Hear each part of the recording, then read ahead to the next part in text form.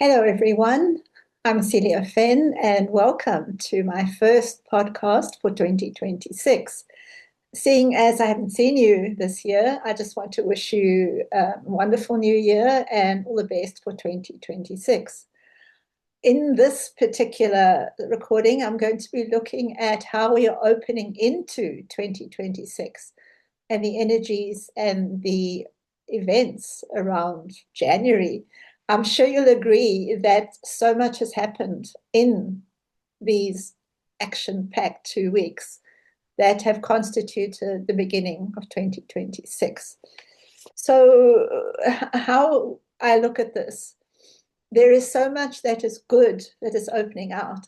And yet, at the same time, on other levels, there is so much that is confusing and creating anxiety for people. So we need to keep this in a kind of balance. We started 2026 with the 111 portal on the 1st of January. And of course, this is like an ignition sequence. We're opening out into a 1 year and a new beginning. So, what is positive is we are finding that things that might have been blocked in 2025 are now opening up for us, and that new opportunities and new directions are being presented to us, even though we need to be discerning about what choices we make.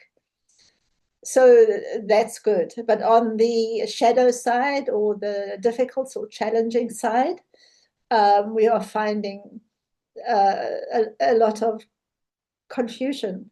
If we think about what's happening in the USA, in the Northern Hemisphere, there are wars, there are invasions, there's the ongoing violence in Gaza, there's the war in Ukraine, there's the American raid on Venezuela and taking it over, and now wanting to take Greenland. So just so much that is going on that is maybe confusing for people and creates anxiety. So Archangel Michael says to us, we need to have courage, not the courage to go out and fight wars, but the courage to stay in our hearts and to stay true to our own human values, what we value, what we consider to be important. And for me, walking the path of the Christ consciousness, that is love and kindness and peace, and trying to support people wherever I can. And of course, following the path of my soul. What am I here for? What am I here to do? And how do I serve higher powers? How do I serve God, my higher self, as I move forward with my life? So remember that we need to have the courage to stay in our hearts. Don't waver, don't be distracted, just stay in that place of soul embodiment where you know who you are and you know why you are here and what choices you need to make. So as we move into the first 3 months, there are going to be more intense energies coming up, because in February we move into the Chinese year of the fire horse. And believe me, that is going to be an intense energy. We can already feel it, this fiery movement of energy. And then also, as we move towards the beginning of the astrological year on the 22nd of March, there are a pair of eclipses on the Aquarius, Leo, and Pisces, Virgo axis. So we will find that movement, change, new light codes, a lot of intensity. So the first 3 months of this year promise to be very transitional, a lot of turmoil, a lot of transformation. But then after that, things will settle down and open up. I think that we'll find it's easier to make the choices that we need to for our lives. And I want to say that as I work with light workers and with those on the path, and even for myself at times, I found people becoming despairing. They feel a bit burnt out and lost. They say, I've been doing this work for years. I've been following the path of my soul, And yet this is where I am. I don't have enough money. I don't know where to go. I don't know where to turn. What do I do? So I think the important thing is to recognize that it's not only you. There are other people in this situation as well. And in fact, as Archangel Michael said, there are some who are in worse situations. So what we need to remember is that this is temporary. We are passing through a change, a huge change, and that things are going to get better and they are going to get more abundant and more beautiful if we can just hold the energy in our heart and have the courage and the perseverance to keep on, even though it feels at times very difficult. And this is one of the things. There's two things I'm going to be focusing on this year. The first is knowing who you are, being able to say, I am a soul, I'm an embodied soul, I am love, I am joy, I'm all the things that I want to create. And that if I hold that within myself, it will manifest around me. The second thing that I'm focusing on this year is healing our bodies so that we can be strong and courageous and that we can feel powerful again.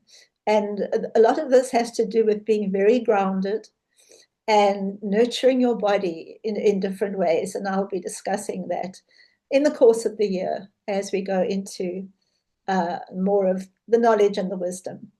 But for now, I'd just like to mention that in my first webinar series, which is 5 webinars, at the end of January for the Aquarius Gate portal, we're going to be looking at knowing who we are as a soul in a body, and then also how we can live with grace and how we can move through time and space in a graceful and gentle way that nurtures and nourishes our body, our souls, and also those around us.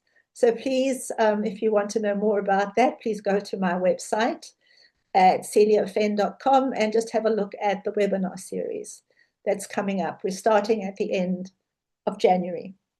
So as this year opens up, certainly lots of things to think about, lots of energies around us, and the important thing to stay in your heart and to stay calm and to know that things are changing for the better.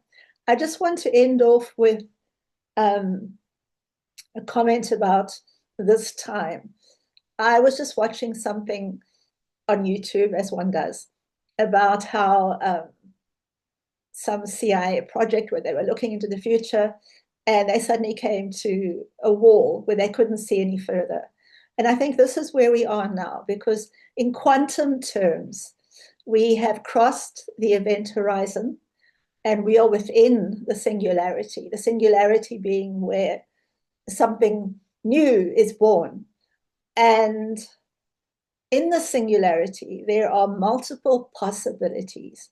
And the singularity is choosing which possibility will manifest. Now, there's a lot of energy on the darker side trying to pull us into fear and anxiety and dictatorships and wars.